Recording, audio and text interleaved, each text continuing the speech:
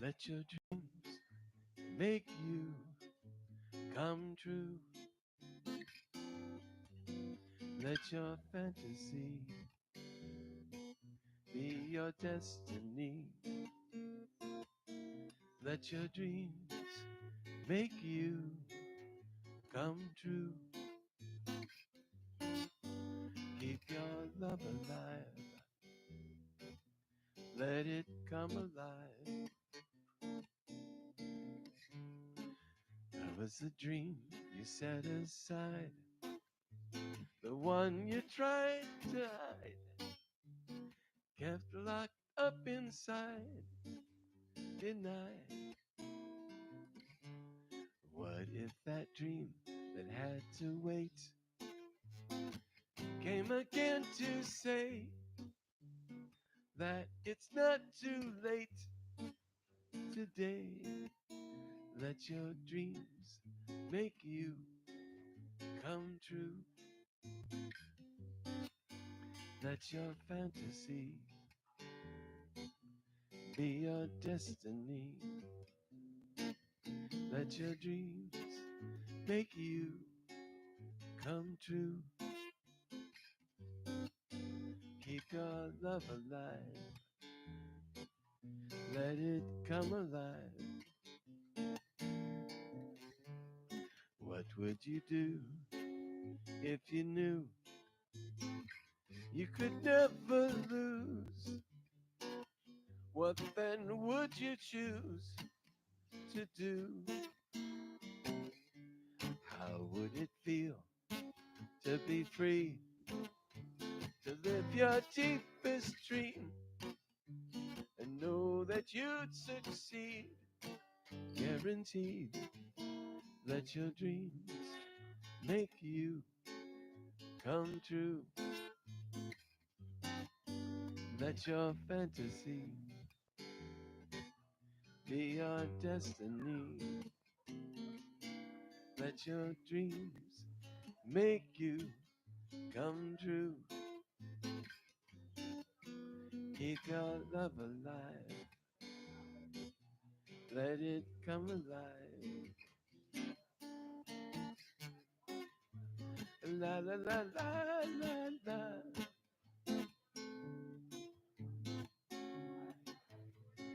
La la la la la la.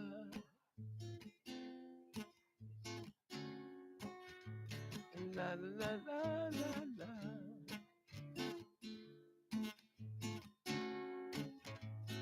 La la la la la la.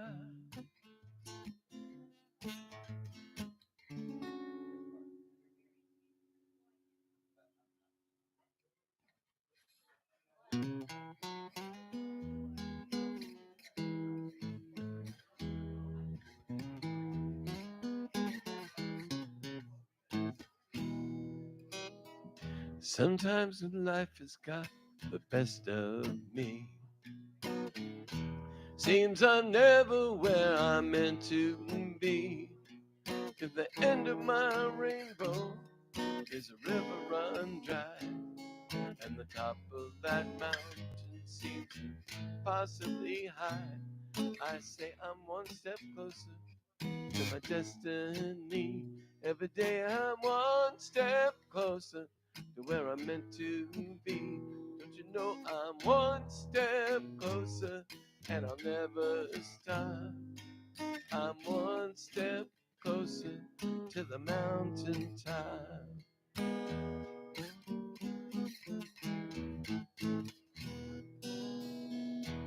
I believe it with all my power. I repeat it every waking hour. In my moments of weakness, it carries me through till that mountaintop comes into view. I say I'm one step closer to my destiny. Every day I'm one step closer to where I'm meant to be. Don't you know I'm one step closer and I'll never stop. One step closer to the mountaintop. Find one day I'm gonna stand on that mountain, looking at the valley below. I remember what I told myself. Is this on? Because I don't hear anything. I don't hear anything in here. Oh no, I said I'm one step closer to my destiny. Every day I'm one step closer to where I'm meant to be. Don't you know I'm one step closer and I'll never stop. I'm one step closer to the mountain top. You know I'm one step closer to my destiny. One step closer to where I'm meant to be. I'm one step closer and I'll never stop. One step closer to the mountain top.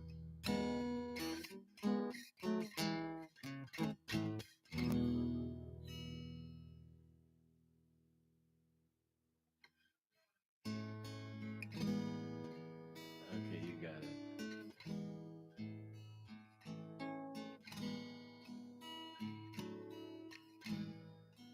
We can turn the world around. It's not too late. Time is right. We'll bring the day into the night. It will be so. 'Cause I know the future is now. The new world is here. There's a force that lifts us higher. Together we will be free. You'll see. It will be so. This I know.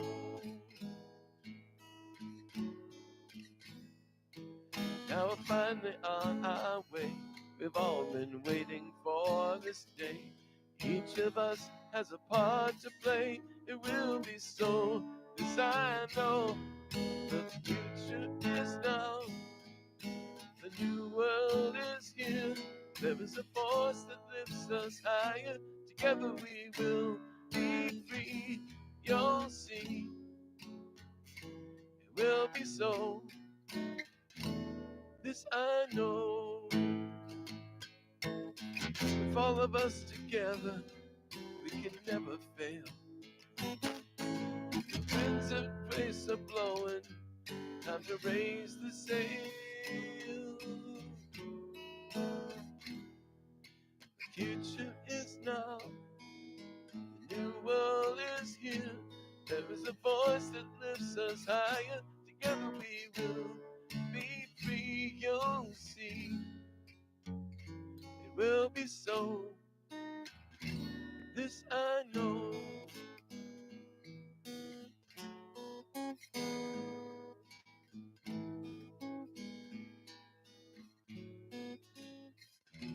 This I know.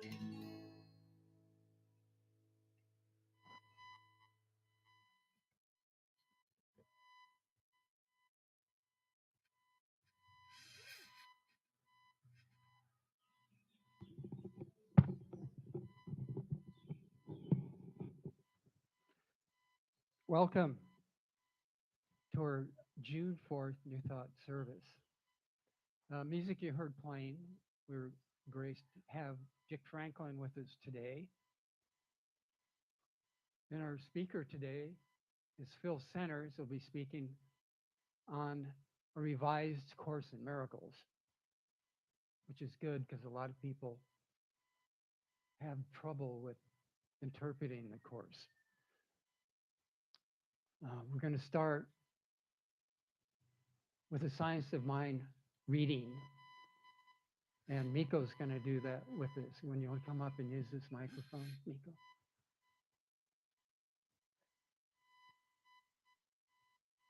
Good morning, everyone. This is called The Wonder of Touch. See me, feel me, touch me, heal me. That's from The Who. There is no need to feel that one should forego any beneficial pleasure or joy in living. That was from Ernest Holmes. The wonder of touch is something I forgot. With our social distance training over the past few years, we all forget. Sometimes I absentmindedly run my fingers over my hair, squeeze a tired neck, or hold a perfectly cold orange in my hand without noticing. If I pay attention, the sensational gift of touch is a powerful tool for my self care. We tenderly care for plants, animals, other people, especially babies. We intuitively know that touch is healing and expresses love. Even so, we often forget to apply it to ourselves. We forget to ask for what we need. We forget to indulge in massages or pedicures if our life and preferences allow the time and expense.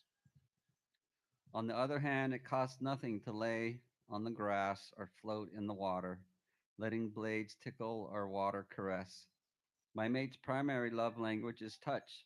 We took the test from the book called The Five Love Languages by Gary Chapman. Since I know this about her, I reach for her hand and touch her back when we are sitting near because these are the words she can hear that fill her heart. Touch is also emotional. Do we let ourselves be touched by what we see, hear, or feel? What about the simplest things like touching another with a smile or receiving the touch of another's gaze? We are energetic beings, and our energetic signature writes itself in every encounter. So, we have an affirmation for today. I'm going to read it and then you'll repeat it with me. Today, I am willing to give and receive touch. Today, Today, I'm I'm willing to willing to give give. and receive touch. I give through smiles, loving gazes, and hands on love too. I give Give through through smiles, smiles, loving loving gazes, gazes, and hands hands on on love love. too. Okay,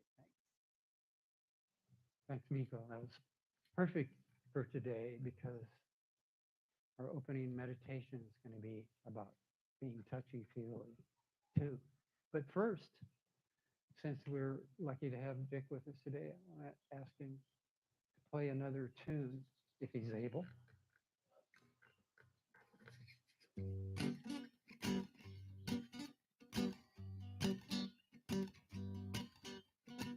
Spirit leads, spirit guides, spirit sees, and spirit decides what I need.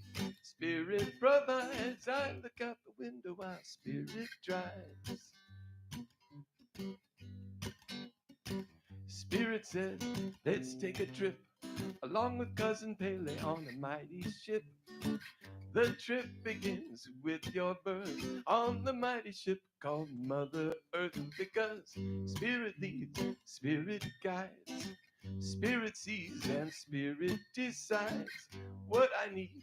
Spirit provides. I look out the window while Spirit drives.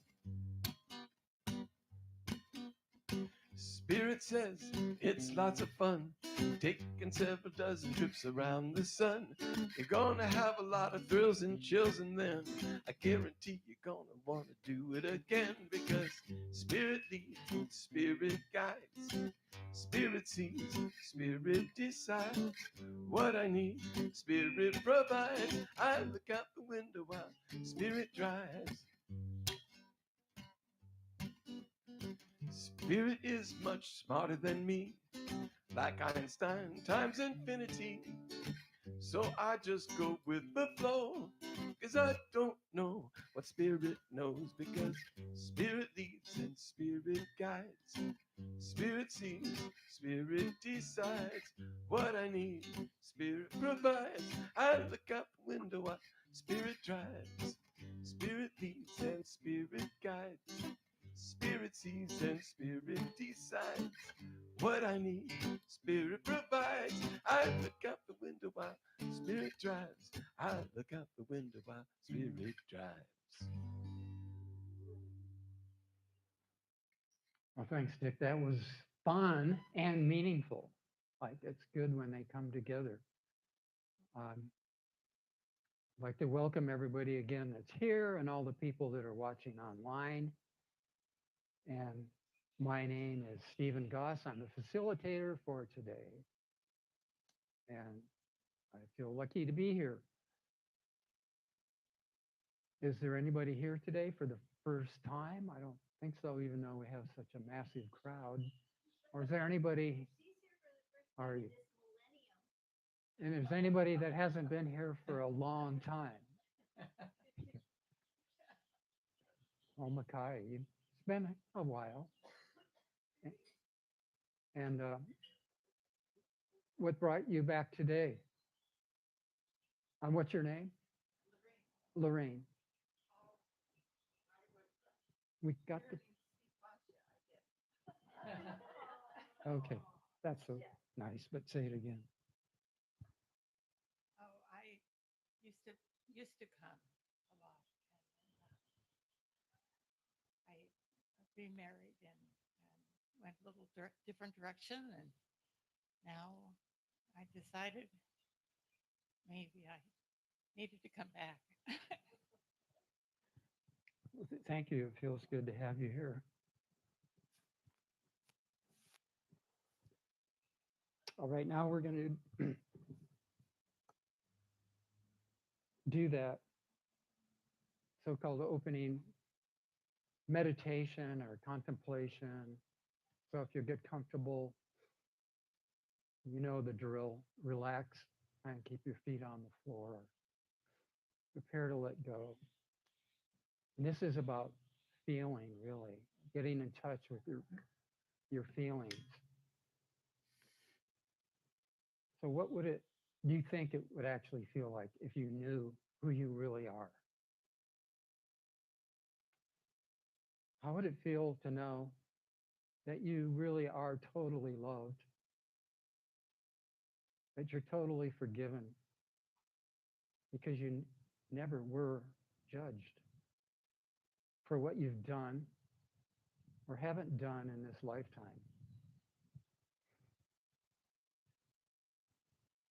Take a deep breath, let that out.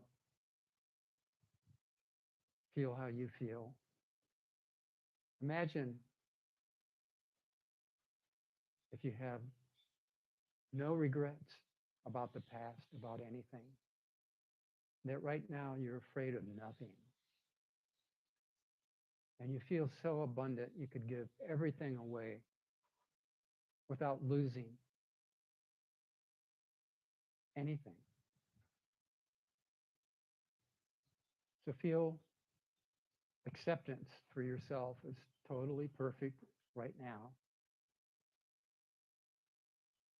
Accept you're just the way you want to be. Nothing needs to change.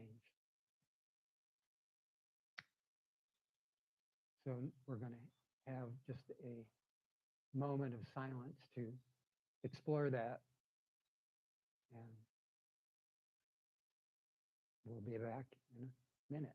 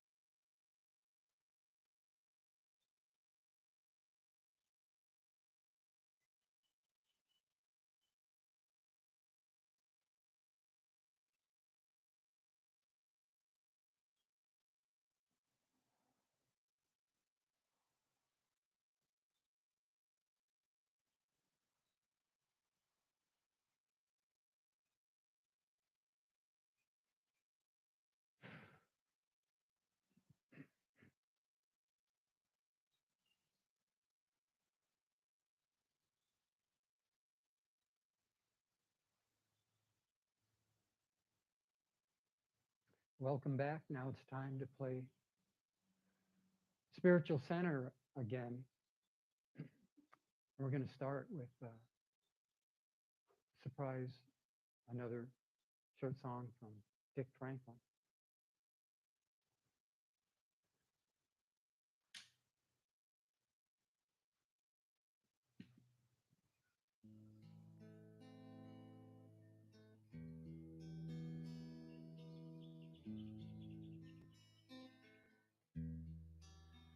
There is a song that fills the heaven and the earth. the ancient song I heard before my birth, the song that brings the universe to be, the original song that God once sang to me. Oh, dear God, from whom all blessings flow, sing to me the song I long to know. Use my heart, my body, and my breath. Use me up until there's nothing left.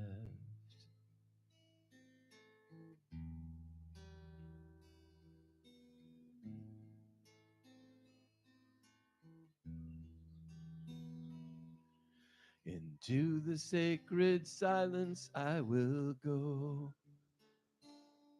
to hear the music only heaven knows.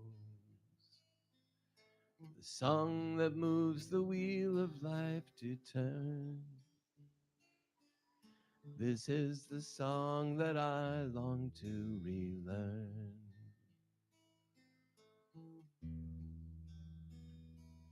Oh, dear God, from whom all blessings flow, sing to me the song I long to know.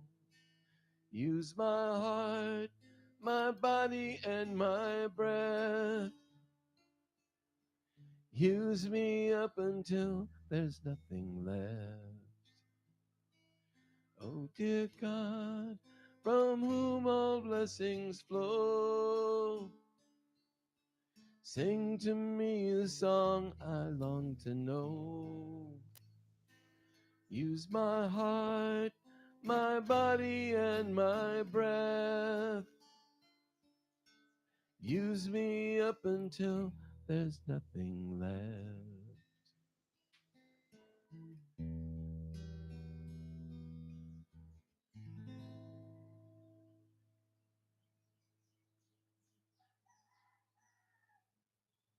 Another good one. It seems to me the poetry sounds so much more when it's done with music. Right? And once again, I'd like to welcome anybody that just joined us and anybody online that's joined us recently. We're at the stage where it's time for us to share ordinaries and miracles. And I kind of tried to prepare a little deal on what a miracle is, and it might be a bit rambling, but I'm going to read it anyways. I think that miracles and just good news are closely related. The miracle establishes you you dream a dream, and that its content is not real. And this is a Course in Miracles says it's a crucial step in healing our illusions. And nobody is afraid of their illusions when you perceive that you made them up. The fear was held in place because we did not see that we are the authors of the dream. So there's really no victims here. So a miracle could feel like getting a reprieve or some relief from an unpleasant situation. Or maybe you actually saw somebody walking on water. Or just an ordinary thing that happens that lifts up your spirits. It's just about feeling good or God.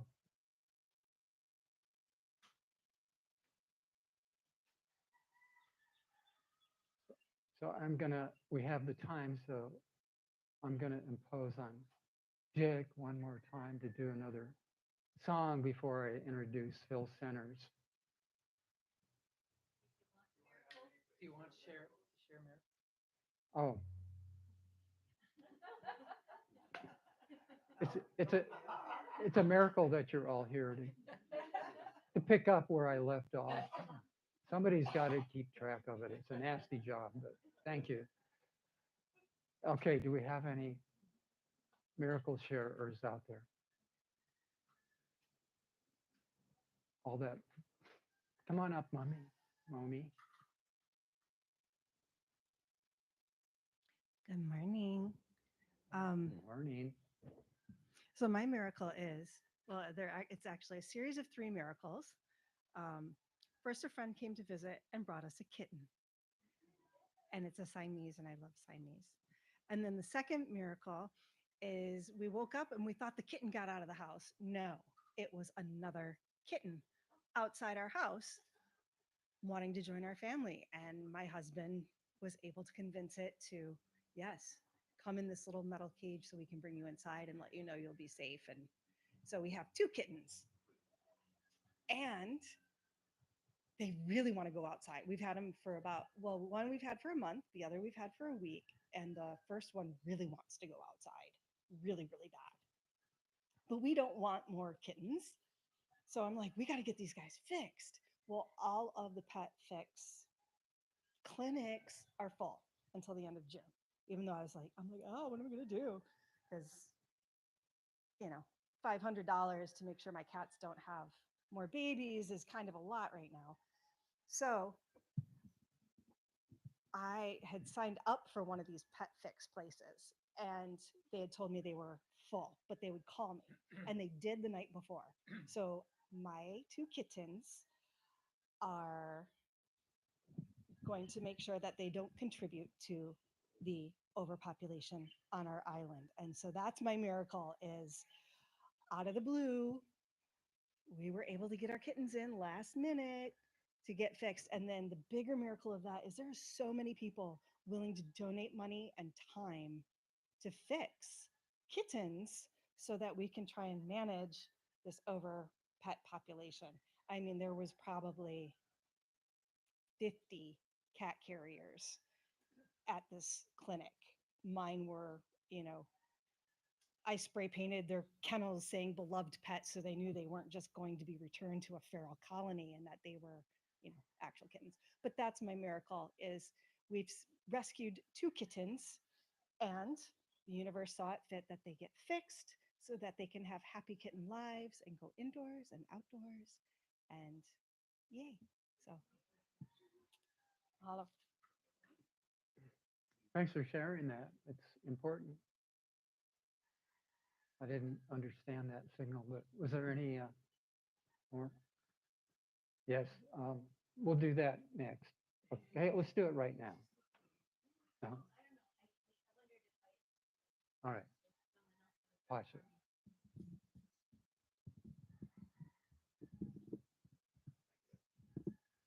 It sort of wants to come down.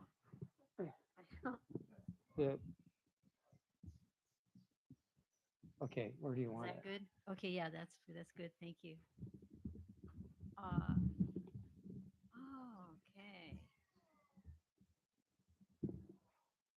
Okay. Well, I learned a new skill, and little children are constantly learning new skills all the time, right? But I'm past 70, and so I'm kind of patting myself on the back that I learned a new skill. What it was is I made a candy lei for a grandchild who's due to graduate in about a week. And the grandchild is in North Carolina, and I'm not able to go. If I were going, I would try to bring a living lei. But I thought, well, I can do candy lei, and the post office is, there's no rules. It's not going to go bad, and yeah. So it's quite attractive, and I think will be tasty and well appreciated. Thank you. Thanks, Pasha. I'm way past 72, but the good news is that I'm way too old to die young anymore. So I don't have to worry about that one. And about miracles, I forgot my miracle joke, but did you know that complainers are really good at performing miracles because they can turn anything into a wine?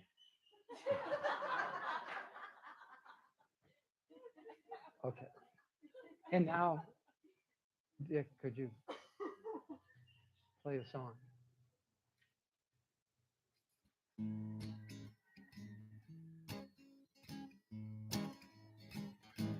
I love my life.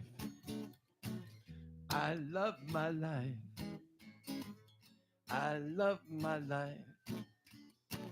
How I love my life. Every moment unfolds before my eyes with infinite sweet surprise. I love my life. I love my life. With every beat, my heart says yes to peace and ease and happiness. And with every breath that comes in,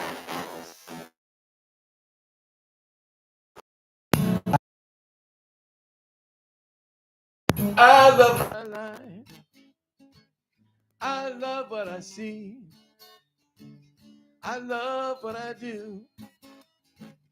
I love being me. I love loving you. I love my life. I love my life. I love my life. How I love my life. Every moment unfolds before my eyes with infinite sweet surprise. I love my life. I love my life. I hear the breeze. It calls my name. The swaying trees, they do the same. All things, everything, all heaven and nature sing. I love my life. I love my life. I love my life. I love my life. I love my life. I love my life.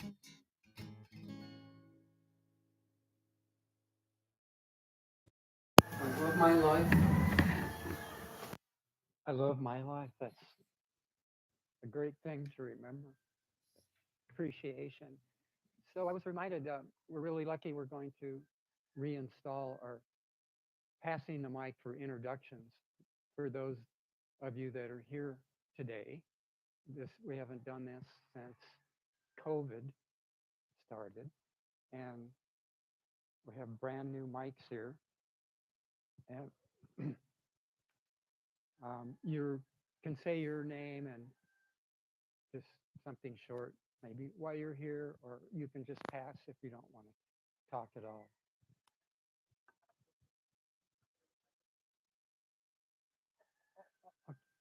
Okay, answer the question on a scale of 1 to 10. How much do you love your life today?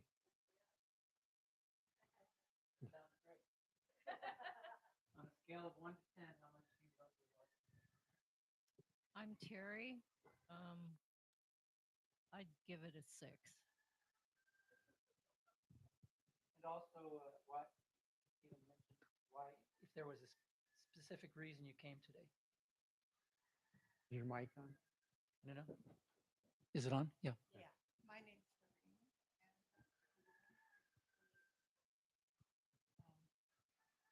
My name's Lorraine, and when you get as old as I am, it's a 10.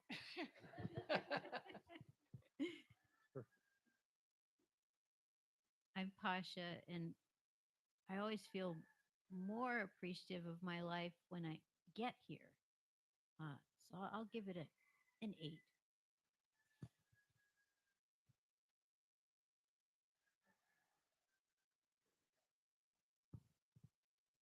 Hi, I'm Miko. I love my life now more after hearing that song, but it's a 10. And I'm here because my brother Kai dragged me up here. Ah, I'm brother Kai, and I'm probably about a 9 or a 10 because my brother is living at my house again, and I love him more than anybody in the world. So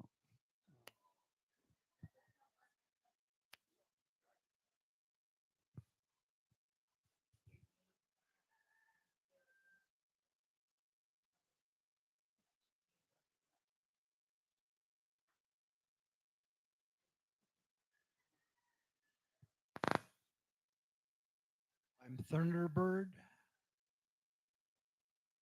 Thunderbird. Now, I love being Thunderbird.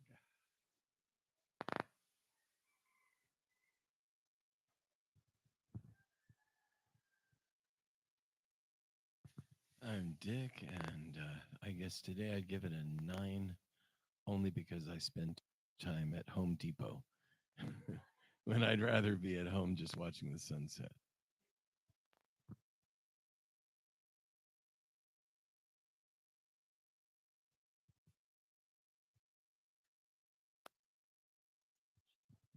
My name is Sally, and I am feeling like it's a 10 because I'm up and moving around and living in Hawaii. So why not? And I'm here because I enjoy the speakers and the camaraderie of the group. My name is Celeste, and when I walked in, I'd say I was about 5. And just sitting down in this room and feeling the love and the energy, I've already jumped up to about a 7. So thank you.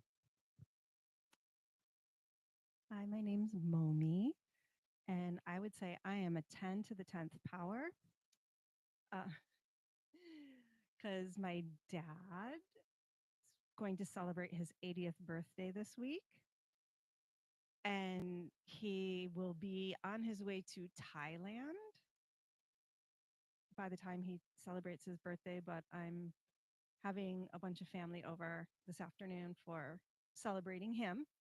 And I'm here because childcare was requested, and I drive the childcare provider.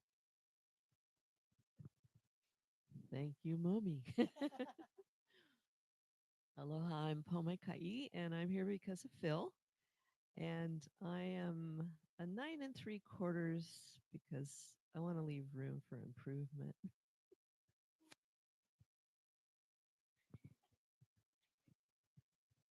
Aloha, I'm Annette, and yeah, just life's been yeah, it's been very close to 10. I would say 10 most days. You know, you have your ups and downs, but I do. Oh yeah, there's so many cool things about being here, and the Course in Miracles, of course, has been a part of my life for so long. And then I read that Phil's got a revision, but that, the course is kind of all about that. We're constantly on a journey of revision and love. So I love that. And it's good to see everyone.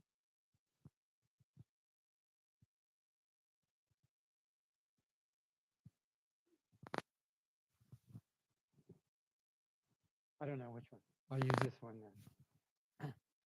Yeah, welcome back. I don't know what that buzzing's coming from. Oh, it was buzzing over there. Anyways, I'll go next, and then Phil. Yeah, probably around an 8 today. And I was up there a little higher till yesterday afternoon. I really bungled a relationship with a friend, and I noticed like my whole energy and whole feeling was like some kind of sadness or grayness or guilt or something. I just didn't feel good, but I feel much better today, surrounded by all this energy and acceptance. So thank you. And Pasha, thanks for passing the mic around. Phil? So yeah, I would say a 10 as well. I'm really joyful to be here this morning, sharing about this new version of the Course in Miracles. Momi, you could present the lathe now to our speaker. It was lathe was made by donated by Patty Wall. She's not able to be here this morning. Thank you, Momi.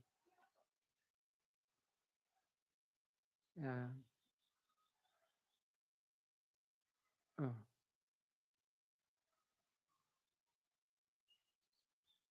now I'm going to introduce our speaker for today as soon as I get my laptop going. So just about have to read this. Phil Centers is a spiritual researcher, a writer, a communication coach, and a community development consultant. I can vouch for Phil because he was my housemate for a few months. How long was it? Like 6 weeks. six 6 weeks. Seemed longer. Yeah. An ancient connection. Yeah. And because we're both very much into the Course in Miracles, it's one of my main stays for spiritual guidance. And it does take a lot of interpretation. So he's a community development consultant. He's a retired educator and administrator. He has been a student of the Course in Miracles since 1983. It is his pleasure to be able to share an introduction to A Course of Miracles Revived with the friends here at the New Thought Center. And he'll be sharing his new insights into the worldview and real meaning of the Course that he has gleaned from a deep re-examining of all its teachings. And without further ado, please welcome Phil Centers. Good morning, everyone. It was my good fortune when I landed on the island 4 years ago to the school that I was the new director of, the Kona Pacific Public Charter School up the hill, had arranged for me to stay with Stephen. And so that was an incredible stroke of good fortune. And then Stephen and I, actually after, I think it was slightly after I had found my permanent place here, home, we started a little study group, a little Course in Miracles study group here at New Thought, which went on for a bit. So I wanted to begin by, if I could ask you all to close your eyes, I wanted to begin with something to connect our hearts. I'd like to read a few statements to you and just see how these resonate with you. So if you could close your eyes and just feel these resonating in your heart. New Thought metaphysics is spiritual rather than religious. The wholeness of God is present in you. Holy Spirit is here because the whole of Spirit is present. We are the mystic I am. Our I am must wake up to the whole of God. The human being has power to control by thought all things connected with oneself. God loves for us to use its power in us, but we must not limit God. We do not deny the physical body, but we do deny the power of sickness. There is no fear or indecision in the free flow of spirit. And finally, spirit is independent of time and space, and we must keep our consciousness so free. So these statements are from one of my favorite teachers, a unity teacher you may know of, Eric Butterworth. And these were from an online talk that he gave about one of the pioneers of New Thought, a gentleman named Thomas Troward, who is not well known as a pioneer of New Thought, but he is mentioned on the New Thought Center of Hawaii's webpage as one of the pioneers. And I'll touch on him specifically in a few minutes. But sometimes we can forget how amazing it is that we have access, first off, that we have access to such amazing thoughts and vistas of life as these 8 statements touched on. It's also, we can also forget how amazing it is that we live and breathe this. This is our natural perspective, friends here and friends tuning into this. This is our natural perspective in language. What a gift that is. Um, the other thing about this is that in the context of humanity as it is right now, we could really honestly say that we are pioneers in the journey of awakening, just as we are following in the footsteps of pioneers who came before us. And the fourth thing that sometimes we forget is that we are each other's helpers on the journey of awakening. So I became aware of the Course in Miracles a long time ago when I was completing my first year of training to be a Waldorf teacher. And one of my classmates, a woman named Marlo, was into the course.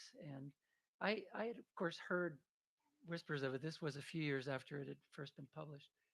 And I don't remember Marlo's last name, but I can still remember her smile and her laughter. These important friends in our lives. And before we left for the summer, Marlo gave me a gift. She photocopied for me 7 lessons from the workbook, lessons 94 to 100. And I took those photocopies with me, and when I flew to the East Coast and studied those that summer. And this was a remarkable set of 7 lessons to have happened to have come upon. The first of the 7 is the lesson that says, I am as God created me. And this is the only lesson other than the last lesson of the 365 lessons. The very last lesson is lesson 361, which is repeated 4 times to complete the 365 days of the year. And this is the only other lesson that is repeated several times. It's repeated twice, so 3 times altogether in that exact form and in variations as well. And the final lesson of these 7 lessons, number 100, is God's will for me is perfect happiness. So right in those bookends of these 7 lessons, you have our true source of being. I am as God created me, and that is forever innocent and forever perfect, can never be changed. And the true destination of humanity, of creation, which is God's will for us, is perfect happiness. And I discovered later that there are 2 other lessons in this group of 7, which are really quite remarkable. One of them I came to know as what I call the Christ mantra, or the Vishnu, from the Eastern tradition, the name of Christ, and the Eastern tradition, Vishnu, kind of co-creator of the universe. And if you close your eyes for a minute and think of yourself as co-creator of the universe, see how these words from this lesson resonate. I am one self, united with my creator, at one with every aspect of creation, and limitless in power and in peace. And then following shortly after that, what I call the Jesus lesson, or the Jesus mantra. And again, if you can imagine Jesus discovering his true being and these words being spoken. I am spirit, a holy child of God, free of all limits, safe and healed and whole, free to forgive and free to save the world. So I found it quite remarkable that in this set of 7 lessons that Marlo gifted me to take with me, that you had these four quite remarkable lessons, and really all of the lessons in the workbook for students are equally as remarkable. So once I had been exposed to the Course in Miracles in this way, I was really hooked, and have been studying ever since. And in the course of my studies over the years, I went through the course several times, and um, I studied it both alone and with individuals and in study groups um, in the United States and internationally. And I discovered something that Craig actually uh, referred to in his talk a couple of weeks ago, which was he said something about acknowledging that the language of the course can require an inner adjustment. And I certainly found that to be the case. Already when I was a teenager, I found myself being quite sensitive to gender biased language. The use of he and him for humanity. And, I just imagined that if I was in a female body, that just wouldn't sit right with me to, if humanity was referred to as she and her.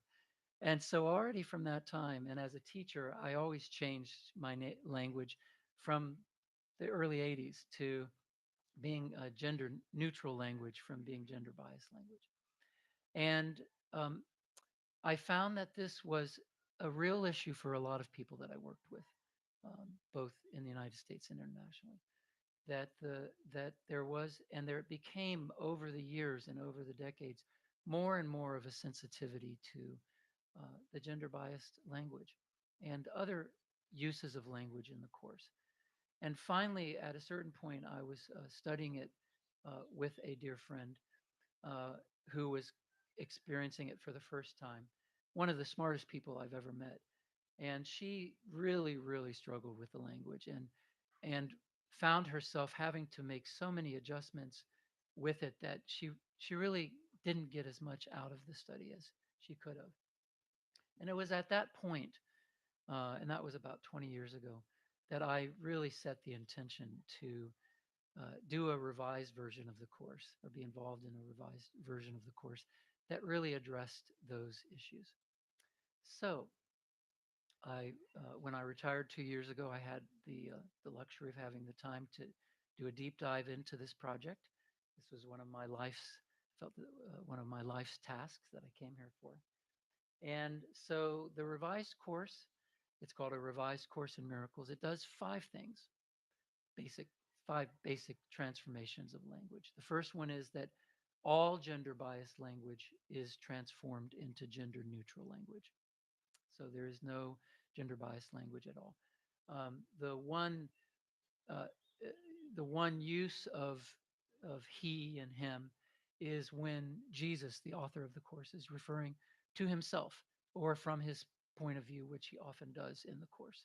So in that case, obviously, when he says, "I went through the resurrection," and he starts referring to himself, and then it refers back in that way to Jesus. Then the words he and him are used.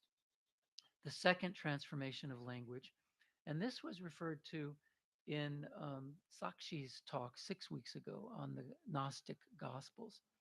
And this has to do with the Pauline Christianity. And some of you may be familiar with that really the Christianity that we've had since the time of Constantine, um, about 400 years or so into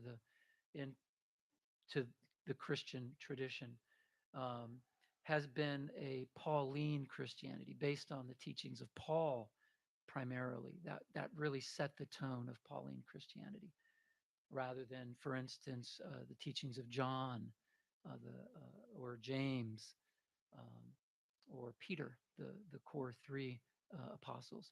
They each had a certain approach to the teachings of Christ.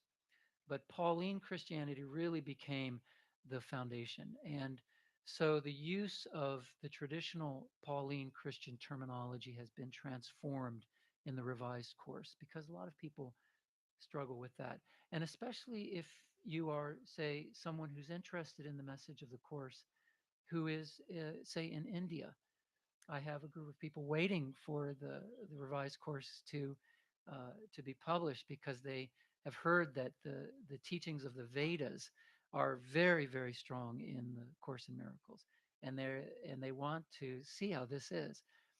But you can imagine that if you picked up a teaching and it used the term Vishnu over and over, for instance, that you would automatically assume that that was a Hindu teaching, and it might affect your willingness to look into it.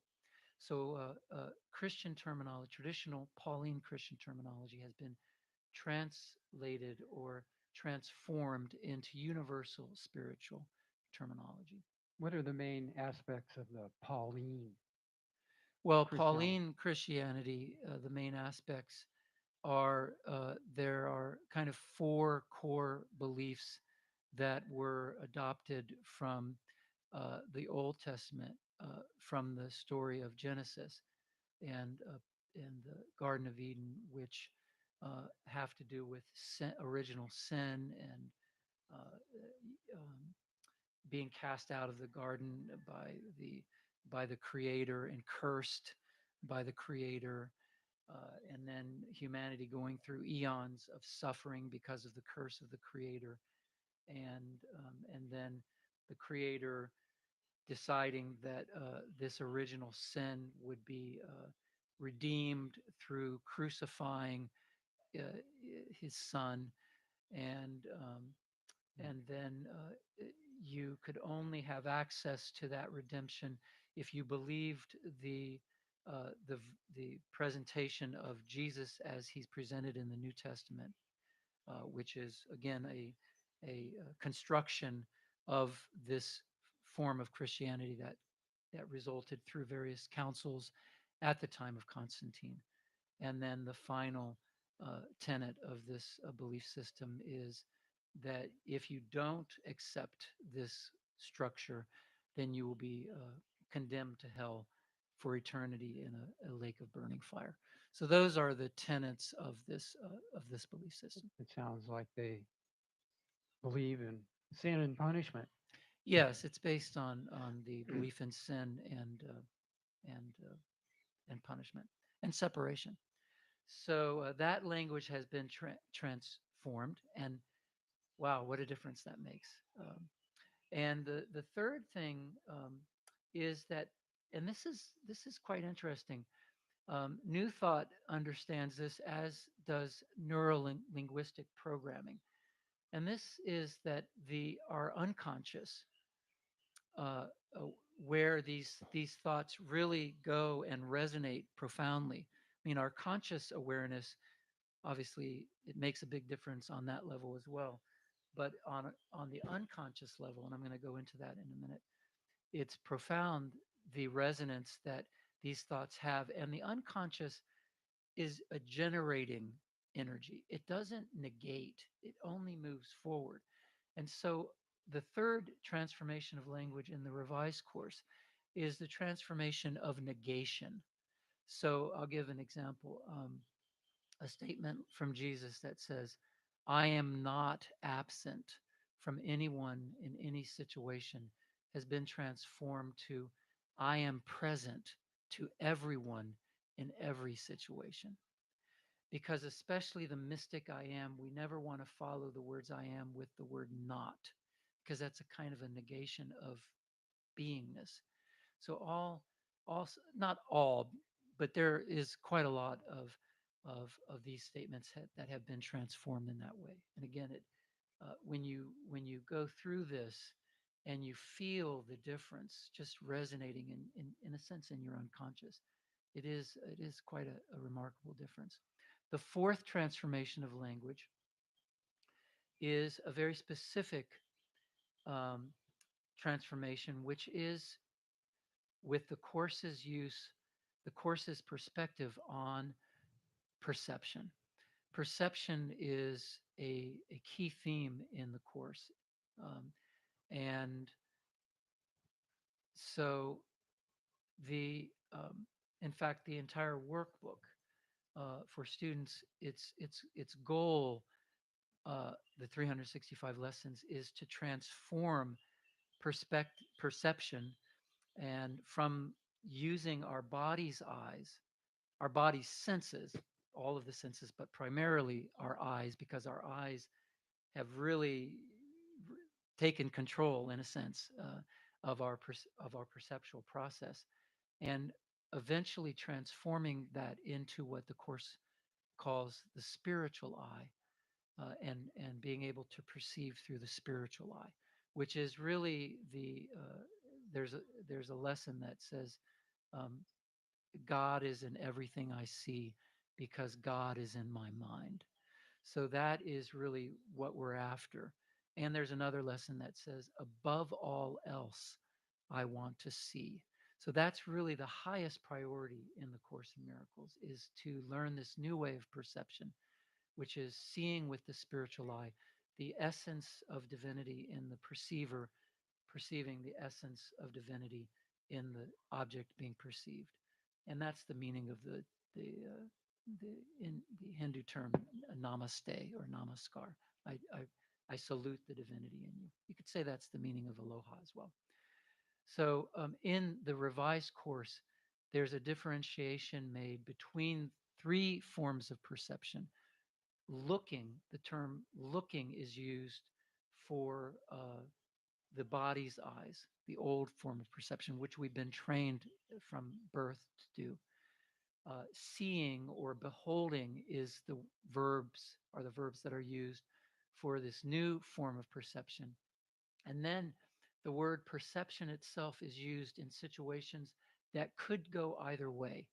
We have a real choice on whether we fall back into the old way of seeing, which is really based on judgment, or the new way of seeing, which is really based on the Holy Spirit. And this beautiful song that Dick sang first, letting Spirit drive, letting Spirit be in charge. So that's the fourth transformation of language. And then the fifth transformation of language is that after a half century of the course um, was completed 50 years ago last year in 1972. It took more years for it to be published, but a half century after the course came to humanity, that there really is no reason for there to be any unclarity at all in the course. And so this new edition, this new version of the course, its real goal is for complete clarity of every word, every sentence, every passage, and every paragraph.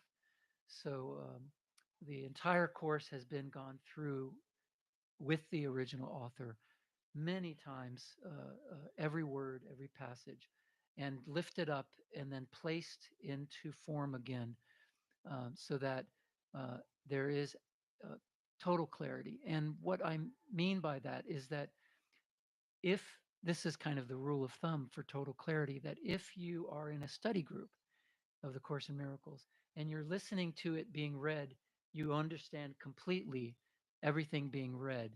And the idea is that if you can understand everything being read and it's perfectly clear, then if you're the one reading it either out loud or silently, that you will have total clarity as well. So those are the kind of the goals of the course, and what the revised course, and the five areas of transformation. And I have to say that after being a student of the course for all these years, and now having gone through it multiple times, all 2,000 pages of it plus, it is incredible what is emerging as this new version of the course. It is like something. It's like a diamond that has been refaceted. The facets have been newly cut, and it's been polished, and it shines. So it's very exciting that this is very close to being ready to publish and make available to the world. So that's kind of an overview of this process of the revised course. Now, the other thing that I want to just talk about as far as uh, this process is that in the process of creating this revised course, certain themes emerged uh, in the reading of all 4 sections of the course. Obviously, the 3 sections from the original course, which are the text and the workbook for students and the manual for teachers. And then right before it was published in late 1975, a 4th section, short, kind of an addendum was added, which is called in the original course is called the clarification of terms. And and so in going through these 4 sections, these themes became so clear. And so these themes were taken out in kind of a parallel structure or parallel uh, uh, book, if you will, was created. Really was the preface. It became the preface of the Revised Course in Miracles, and it is the worldview of the course.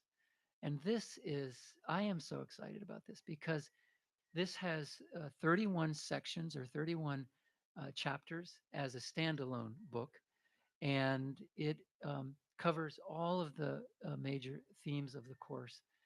Beginning the first section is an overview of the entire course, so you can just read that if you want to get a basic understanding with a totally new approach of understanding, kind of an overview of the course. And then 30 sections which go in depth into these various themes, such as the first of the 30. So the second section in this worldview is called The Great Awakening and the Celestial Speed Up. And I want to talk about that in just a minute, and so forth. It goes all the way to the final one, which was just added recently, actually. It was, which is called How Atonement Works in the Moment. And it's really a set of 7 steps for, because atonement, which is really the core of the course, the idea of atonement, that atonement can only work uh, when it works in the moment, because that's the course says this moment is the only time there is. So um, I really do believe that this worldview of the course, if a reader reads this through, it's 250 pages, but it really it's full of quotes from the Revised Course, and it's just it's so fascinating. And I really do believe that if you read through this, um, that whether you're experienced with the course or you're brand new, that you will be able to start off reading the course on page 1, and you will have clarity about what the course is really saying, the message of the course. Uh, Phil, I'm wondering if you want to take any questions from the audience about yes. the course. Like I have one, I'd like to, it's more than a question, but the word atonement. Yes. Like that's one of the things reading the course, you're going, well, what the heck do they mean by Yeah. atonement? What's Sure. that? And of Yeah. course, it's that old thing that at one meant. Yeah. It's even spelled the same. Yeah. So Sure. Would love to do that. yeah. I have, more to share. We have time. So if anybody has a question out there, please. I am going to read. Yeah. But I mean, I could start Okay, with well, that we question. have, well, I guess, we have 15 minutes Yeah, left. yeah. All right. Um, so any other questions that just from talking so far? It's so the worldview, the introduction of the worldview of A Course in Miracles is ready. It's hot off the press, so it's ready. It's just completed this last week, and so I've been forming a nonprofit publishing company here in Hawaii that will be the publisher of the revised course, just like Foundation for Inner Peace published the original course. And that publishing company is called Attunement and Atonement Works. So that's the name. And so the course, the revised course itself, hopefully in the next month or so, it's going through its final edit. So then it'll be ready for everyone. So yeah, uh, I wanted to talk a little bit about the context of the course. And the course says, and this is, I mentioned just a minute ago, this first of the 30 sections after the overview itself of the course, the summary is called a summary of the course, is called The Great Awakening and the Celestial Speed Up. And the course says that it is part of what Jesus calls the Great Awakening, capital G, capital A. It doesn't define exactly what that is, but we have a sense of what that is. And we know that new thought is certainly a core part of the Great Awakening.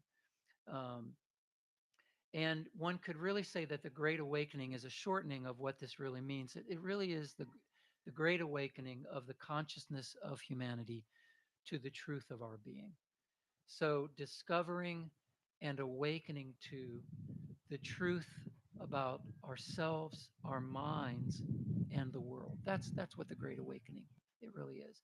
And that could be a whole study in itself. I mean, you could go back to the Renaissance. Really, is in a sense where the Great Awakening began.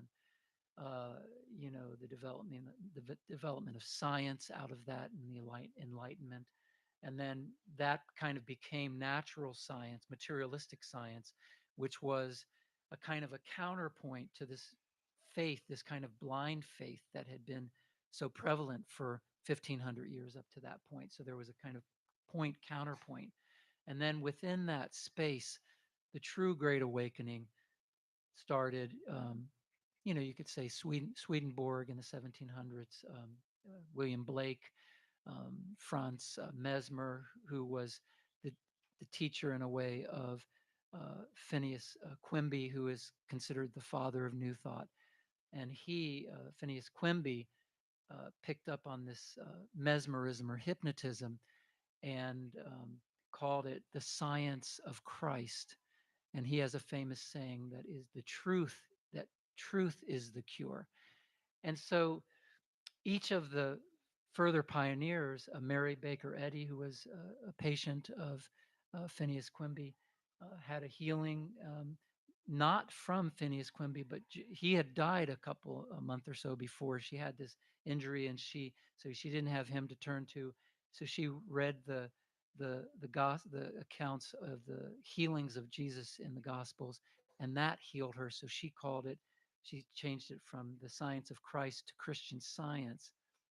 And then um, uh, uh, the other, there was um, I'm trying to remember her name.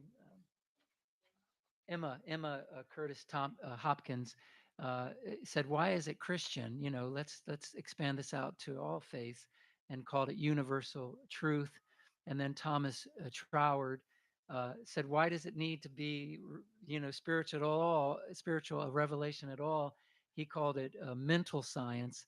And then finally, Ernest Holmes, who was mentioned in the reading this morning, called it the science of mind.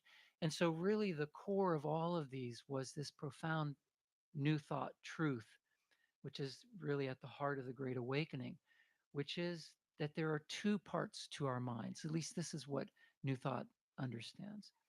And that is that there is the objective mind and the subjective mind. The objective mind is our consciousness, and that is the part of our mind that directs and then the subjective mind, our unconscious, somehow very mysteriously takes these directions from our objective mind and brings them to pass.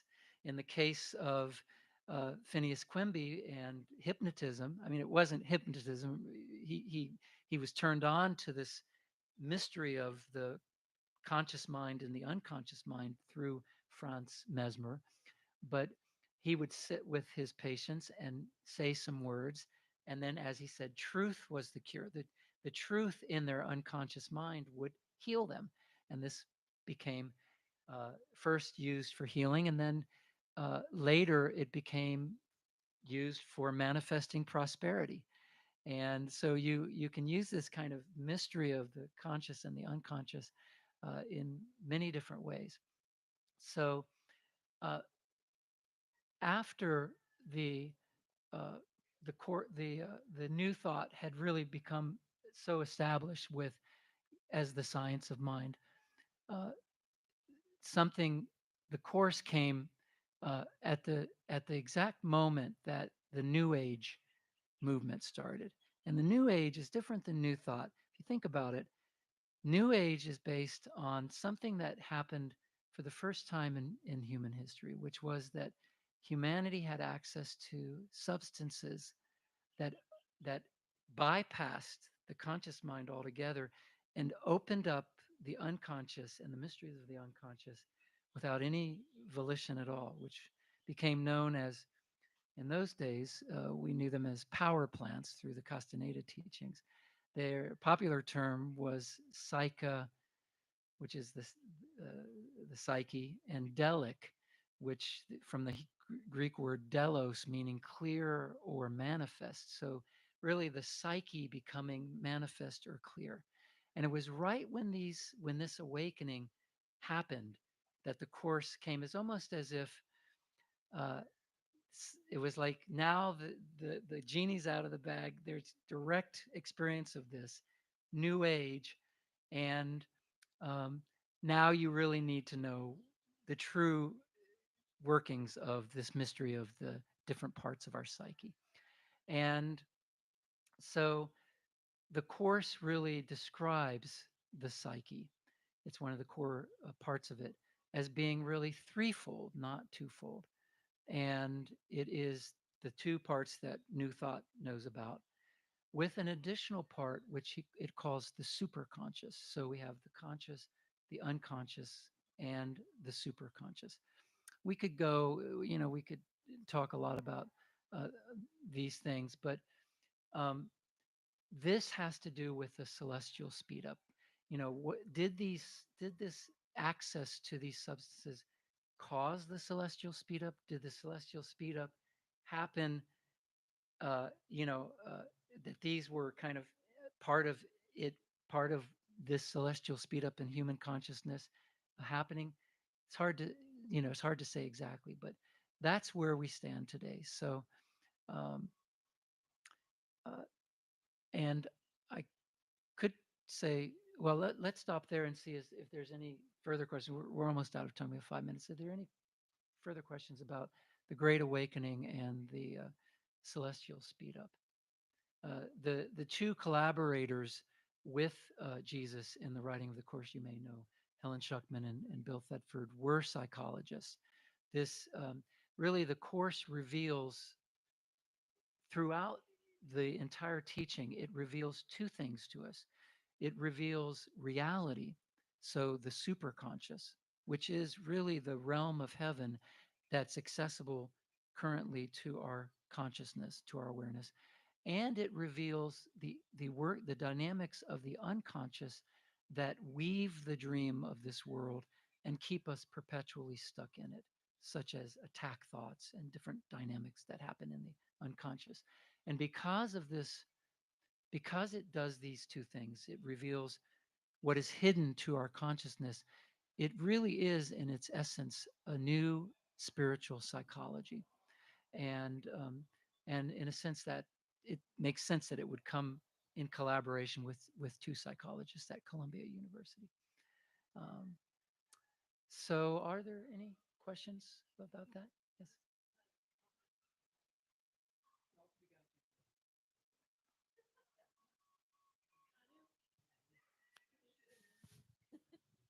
No shitting on me.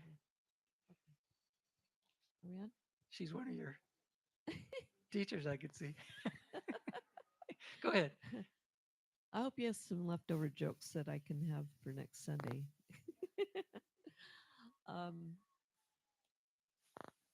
so what struck me as you were talking about those three aspects is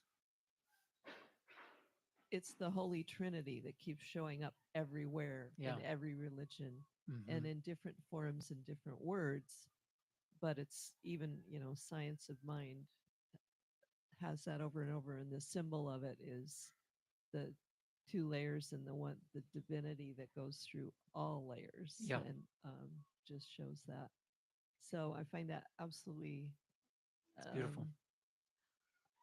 I feel so blessed to be alive right now and to be part of this new consciousness. Mhm. It just thrills my heart Yeah. beyond belief. Thank you. Yep. Mommy. So I'm familiar with Course in Miracles, but not the backstory. So these two gentlemen at Columbia University, what in Actually, it was a woman and a man. oh was Helen a wo- Schuckman was the scribe.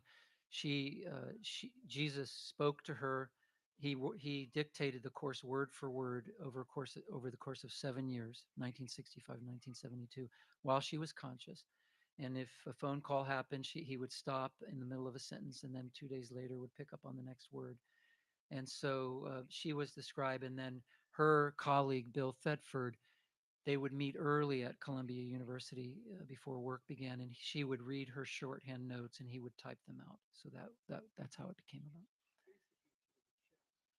She she was a conscious. It wasn't a channeled work in the sense that she was in her unconscious. She was in her consciousness, and that's an important distinction. But it was a revealed work. I think would be you could say definitely. Yeah, no channeled is usually when you kind of go into a something takes over and moves in through you, and that wasn't the case with the course. So, mommy, yeah, no that was my question. Like, how did this information it's a come fascinating to story. I wish them? we had to, we maybe we can, wish I had more time to go into it. She actually, it's so it began with an invitation. It began with an invitation in the spring of 1965, which Bill and Helen had been colleagues for 7 years at that point, since 1958.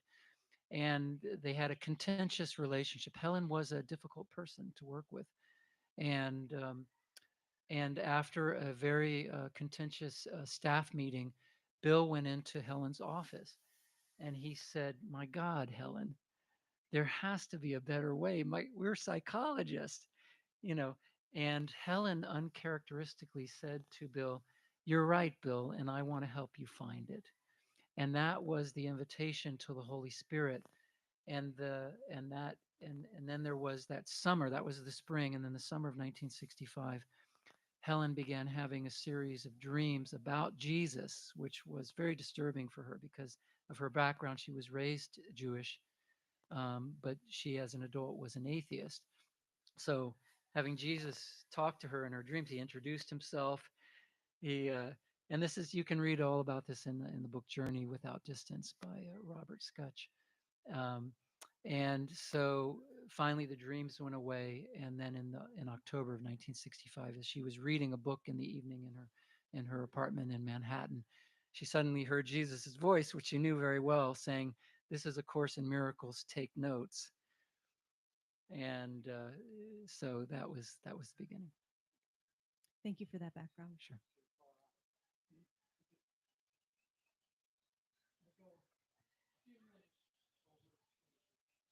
Okay. All right, we're going to stay on cue here. Sure. And if we want to, I'm available. We can stay after. I'd love to talk about what atonement is. That's the core concept or core theme of the course. And it's super, super important and really, really cool, beautiful idea. Recognizing that we are at one, just one. Well, that was breathtaking, Phil. Thank you. I think everybody got a lot out of that. It was, besides interesting, it's like inspiring. So Thank you. now we're going to practice abundance again. I'm going to pass the cold bowl. And feel free to give your whatever's meaningful for you.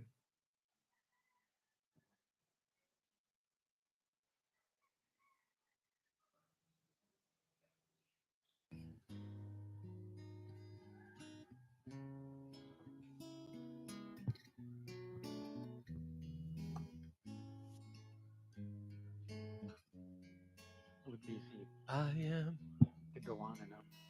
You are. Love is. Life is. Truth is. God is. I am. You are. Love is. Life is. Truth is. God is. I am you. You are love. Love is life. Life is truth. Truth is God. And God is. I am. You are. Love is. Life is. Truth is. God is. I am. You are. Love is. Life is. Truth is. God is. I am.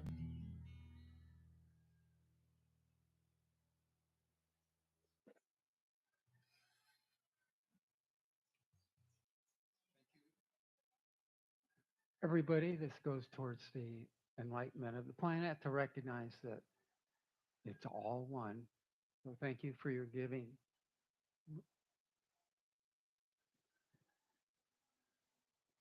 Upcoming announcements at the New Thought Center. Our Sunday service is always at 10 a.m. in person here at the center and by the live stream. Check for a YouTube link.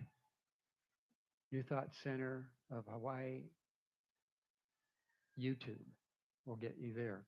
We have free childcare. Please make reservations by the Friday before. Coming up the next 3 Sundays, Reverend Libby O'Day. Her topic is It's All Consciousness, and music by Benjamin Morantz. On 6/18, our own Kaimana Lighthawk will be talking about summer solstice ceremony. It will be a summer solstice ceremony. I keep wanting to put cemetery in there. That's not right. Just the opposite. So try to come by 9:45 for the pre-service drum circle. That's important. On 6/25, our presenter is Star Joyce. Her title is A Ceremonial Life, Choosing to Carry Our Own Medicine Baskets. Music by Owen Costello. Special events Tuesday on the 6th. Superfood Social here in the building just behind us. Darby and Crystal are midwives, and they are doing education and tasting, and the theme is superfood. No charge. Please make a RSVP. There's a flyer for it out on the bulletin board. Saturday on the 24th, Meditation on the Inner Light and Sound, a program to manage the mind and develop as soul. That's from 7 to 8:30 p.m. That's a free program. And I guess it doesn't say exactly where it's being held, what room it's in. And that will be here at the Hunua room, we believe. Sunday, Star Joyce is doing a workshop. That's on the 25th after her service. It's vocal liberation from 1 to 3.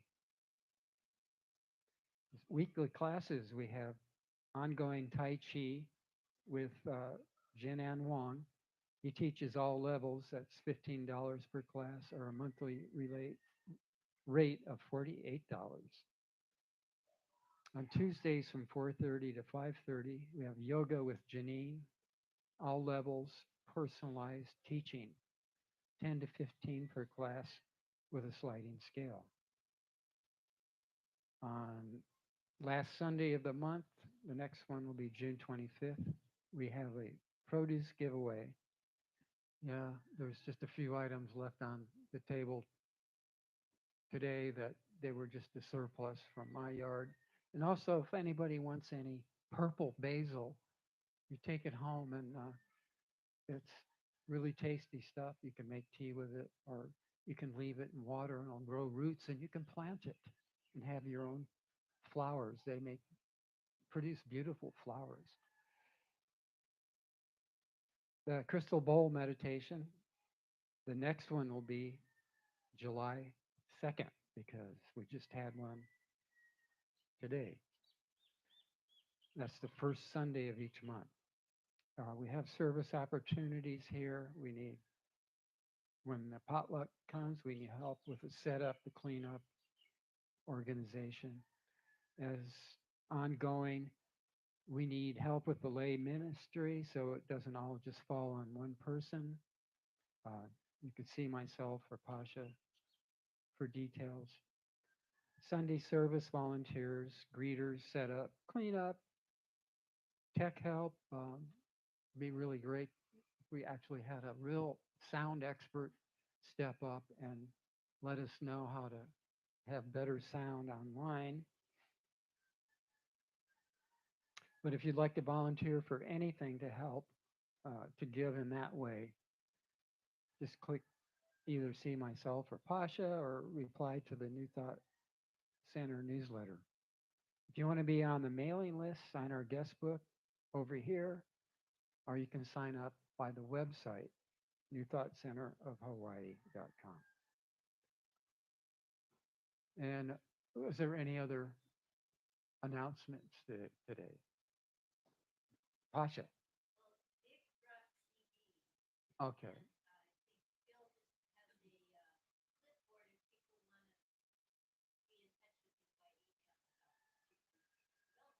All right. Well, our musician for today has brought CDs with him, and they're over here on the table. And I think it's pretty inspiring music. And Phil brought a sign up. There's a clipboard if you want to get announcements when things are coming out. If you want all the latest updates on the revised A Course in Miracles. It's over here beyond the table. Did a moth just fly by? I just saw something go. Maybe it was a spirit. Well, that's it. Now we can all join hands and do our closing song. Hawaii Aloha. The words are